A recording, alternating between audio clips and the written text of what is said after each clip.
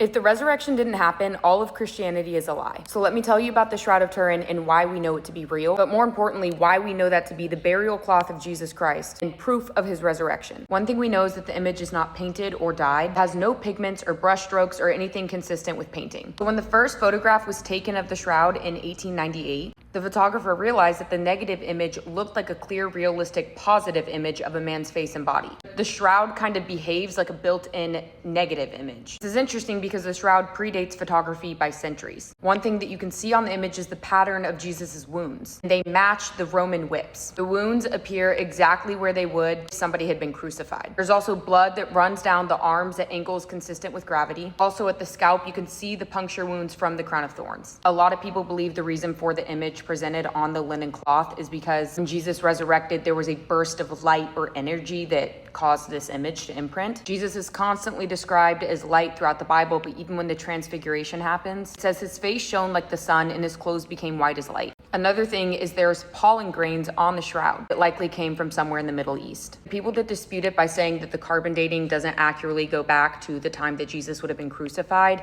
the reason that that is most likely not accurate is because when they did the carbon dating, they pulled it from the edges of the shroud, which were most likely replaced with repairs and handling and contamination. It's not an accurate depiction of the entirety of the cloth. And we know that because there's cotton mixed with the linen and different weaving characteristics around the edges. It's absolutely fascinating, and I encourage everybody to look into it. This is barely even scratching the surface of so many things about the shroud that point to that being the burial cloth of Jesus Christ and pointing to evidence of the resurrection.